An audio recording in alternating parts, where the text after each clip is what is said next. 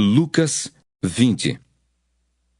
E aconteceu num daqueles dias que, estando ele ensinando o povo no templo e anunciando o evangelho, sobrevieram os principais dos sacerdotes e os escribas com os anciãos, e falaram-lhe dizendo: Dize-nos, com que autoridade fazes essas coisas?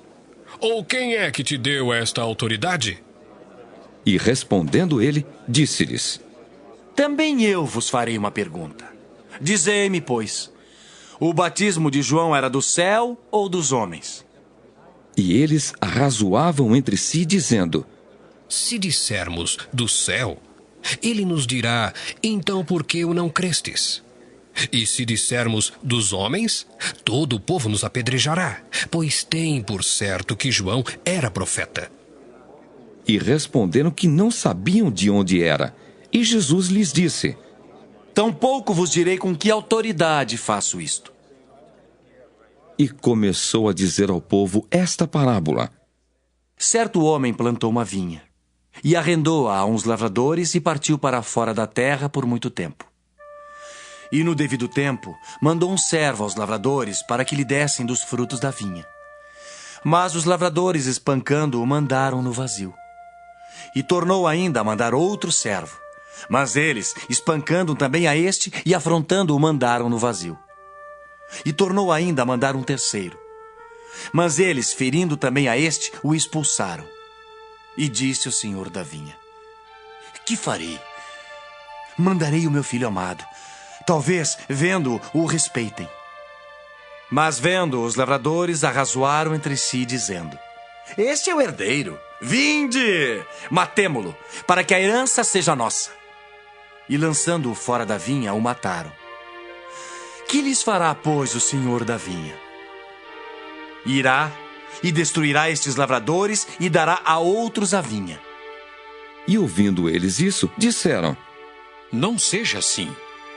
Mas ele, olhando para eles, disse: Que é isto, pois, que está escrito? A pedra que os edificadores reprovaram, essa foi feita a cabeça da esquina. Qualquer que cair sobre aquela pedra ficará em pedaços, e aquele sobre quem ela cair será feito em pó. E os principais dos sacerdotes e os escribas procuravam lançar mão dele naquela mesma hora. Mas temeram o povo, porque entenderam que contra eles dissera esta parábola. E trazendo-o debaixo de olho, mandaram espias que se fingiam de justos para o apanharem em alguma palavra e o entregarem à jurisdição e poder do governador. E perguntaram-lhe dizendo: Mestre, nós sabemos que falas e ensinas bem e retamente e que não consideras a aparência da pessoa, mas ensinas com verdade o caminho de Deus. É-nos lícito dar tributo a César ou não?